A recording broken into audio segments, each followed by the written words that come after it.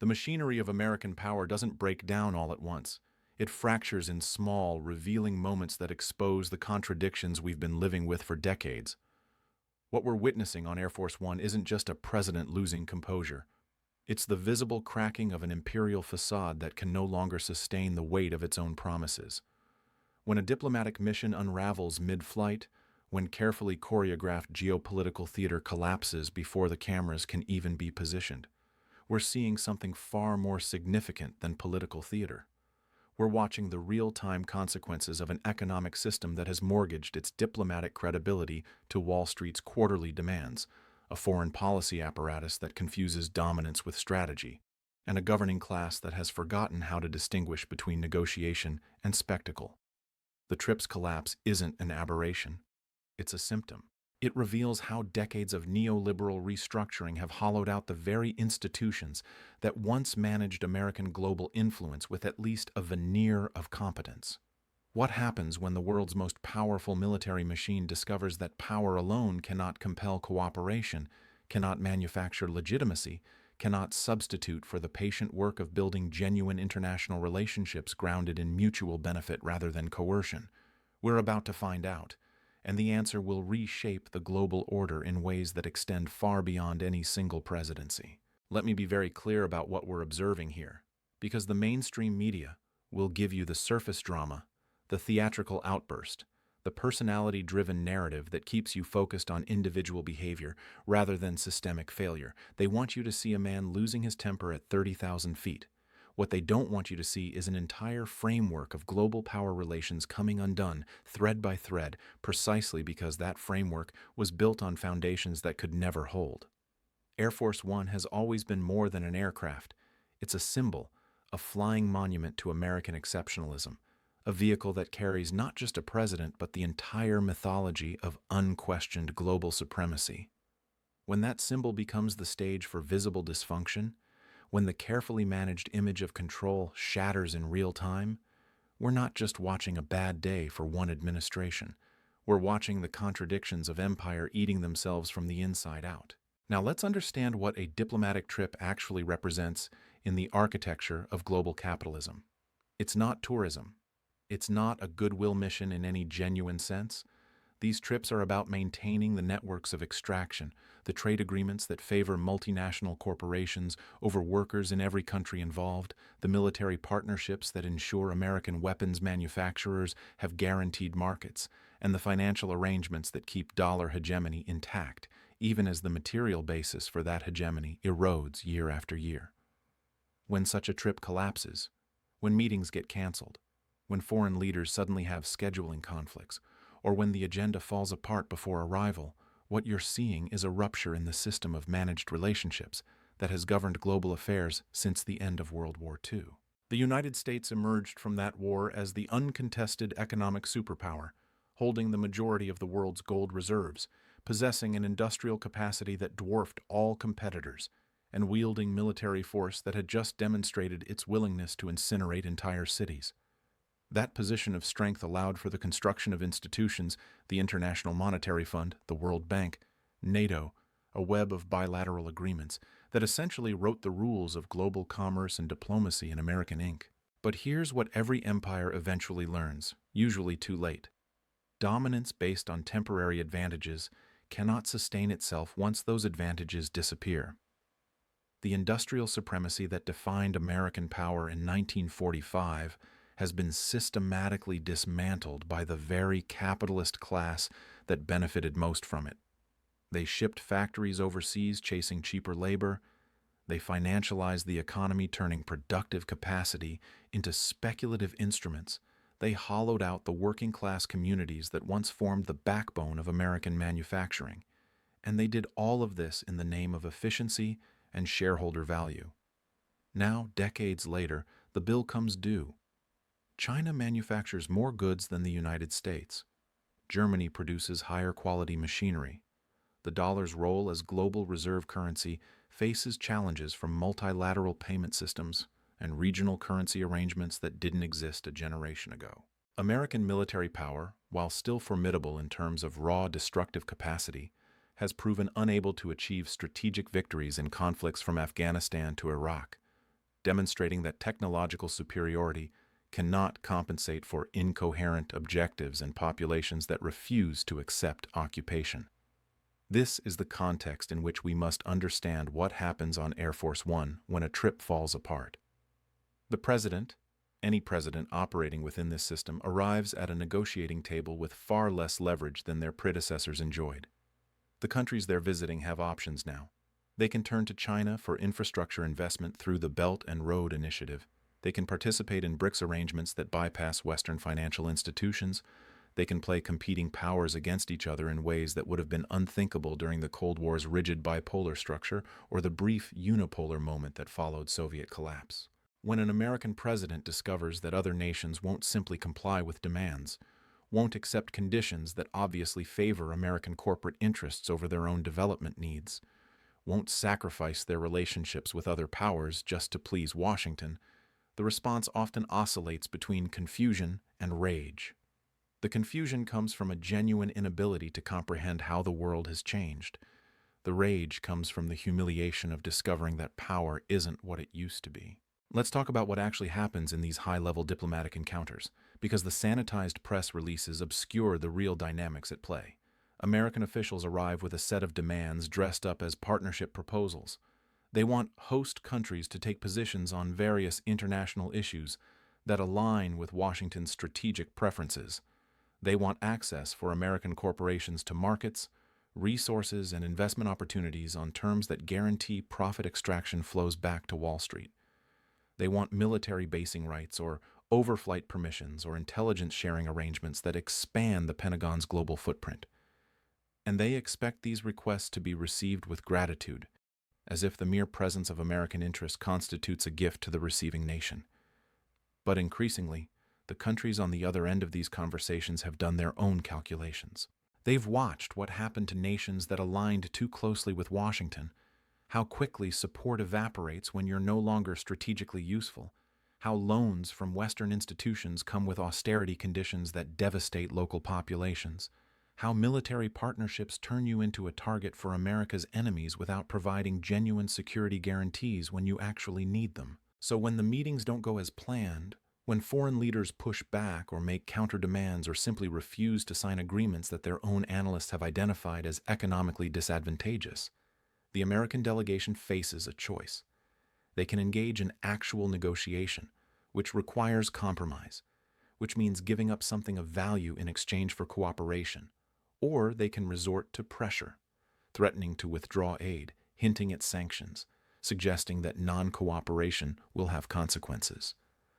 The problem is that threats only work when you have overwhelming leverage and when the target of those threats has no alternatives. Both conditions are increasingly absent from the contemporary geopolitical landscape. Countries have learned to call bluffs. They've watched the United States impose sanctions so frequently that entire economies have adapted by developing sanction-resistant structures. They've seen regime change operations fail and quagmire wars drain American resources and attention. They know that Washington's bandwidth is limited, that domestic political dysfunction constrains foreign policy options, and that the American public has very little appetite for new overseas commitments. This brings us back to Air Force One and why the symbolism of this moment matters so profoundly. That aircraft represents continuity, the idea that regardless of which party controls the presidency, American power persists as a constant in global affairs. But what happens when the mission fails before the plane even lands? What happens when the itinerary gets scrapped, when host countries withdraw cooperation, when the entire premise of the visit becomes untenable? You get anger, you get frustration, you get what observers might interpret as losing composure. But that individual response is less important than what it reveals about systemic fragility. An empire confident in its power doesn't panic when one trip goes badly. An empire watching its influence slip away, watching the mechanisms of control malfunction, watching the rest of the world develop immunity to its primary tools of persuasion. That empire responds with brittleness, with overreaction, with the kind of volatility that makes even allies nervous about long-term commitments. Now, let's connect this to the broader economic crisis that underlies all of these geopolitical tensions. The American economy is characterized by extraordinary contradictions that can no longer be papered over with debt and monetary policy tricks. You have record stock market valuations existing alongside wage stagnation for the majority of workers. You have unprecedented corporate profits concentrated in fewer and fewer hands while infrastructure crumbles and social services deteriorate.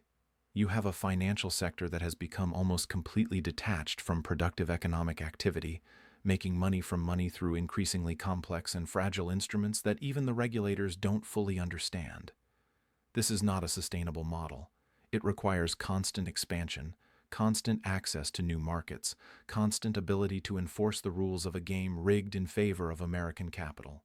When that access gets challenged, when other countries start writing their own rules, when regional blocs form that exclude American participation or marginalize American influence, the whole structure becomes vulnerable. The people who manage this system, the technocrats and advisors and cabinet officials who staff these diplomatic missions, they understand these vulnerabilities at some level. They've seen the projections showing American GDP share declining relative to the global economy. They've read the analyses explaining how dollar dominance depends on international willingness to hold treasury bonds, and how that willingness could evaporate if confidence in American stability wavers. They know that military spending cannot continue at current levels indefinitely without either raising taxes on the wealthy, which is politically impossible given who funds campaigns, or cutting social programs to the point of sparking domestic unrest. They're managing decline, trying to slow it down, trying to preserve as much of the existing hierarchy as possible for as long as possible. But managing decline is a different job than exercising genuine leadership, and it requires a completely different toolkit than the one American elites have relied on for generations. So when a trip collapses, what you're really seeing is the failure of that management strategy. You're seeing the moment when the gap between American self-perception and global reality becomes too wide to bridge with rhetoric alone. Foreign leaders are not stupid. They have their own intelligence services, their own economic advisors, their own political pressures from populations that are tired of being subordinated to Western interests. They can see the same data that shows American power in relative decline. They can see the political chaos in Washington, the inability to pass basic legislation, the spectacle of government shutdowns and debt ceiling crises, and an electoral system that produces increasingly polarized and dysfunctional outcomes. Why would they stake their own political futures on alignment with a partner that looks increasingly unreliable, increasingly unable to deliver on long-term commitments, increasingly prone to dramatic policy reversals with each change in administration? The answer is that many of them won't, and that's what makes these diplomatic failures so significant. Each canceled meeting, each unproductive summit, each trip that ends without the anticipated agreements represents another small step toward a multipolar world order that the United States is desperately trying to prevent, but lacks the tools to stop.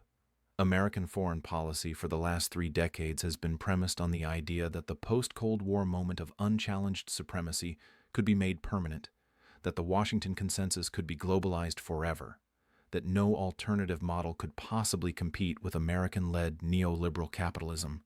That premise is collapsing. China offers a different development model, one that involves state planning and industrial policy, rather than austerity and privatization. Regional powers are asserting themselves in ways that challenge American sphere of influence thinking. Even traditional allies in Europe are beginning to hedge, developing their own strategic autonomy initiatives because they can no longer count on American consistency. And here's the deepest irony. This outcome was entirely predictable, and in fact was predicted by critics of American imperial overreach going back decades. You cannot run an economy based on financialization and expect to maintain industrial leadership. You cannot wage endless wars and expect populations to sustain support for military adventurism. You cannot impose austerity on your own working class while demanding they fund a global military presence. You cannot preach democracy while supporting authoritarian regimes whenever they serve corporate interests. You cannot claim to defend human rights while being the world's largest arms dealer. These contradictions accumulate. They create resentment abroad and cynicism at home. They undermine the very legitimacy that soft power requires. And eventually you end up on Air Force One watching your carefully planned diplomatic mission fall apart because the rest of the world has decided they have better options than continuing to play by your rules. This is what systemic crisis looks like. It doesn't announce itself with sirens and dramatic pronouncements. It shows up in 1,000 small failures, in the steady erosion of taken-for-granted arrangements, in the gradual realization that what worked yesterday won't work tomorrow. The question now is not whether American global dominance will continue in its post-war form. It won't. The question is what comes next, whether the transition to a multipolar order happens through negotiation and adaptation or through conflict and chaos. That choice depends on whether American elites can accept reality, can acknowledge that their position in the global hierarchy must change, can participate in building new international structures based on genuine multilateralism rather than thinly disguised hegemony. The evidence so far suggests that acceptance won't come easily, that we'll see more outbursts, more failed trips, more desperate attempts to reassert control that has already slipped away. And each of those attempts will only accelerate the very process they're meant to prevent, because nothing undermines credibility quite like the visible inability to cope with changing circumstances. The world is watching, and they're drawing their own conclusions about who they want to partner with for the rest of this century.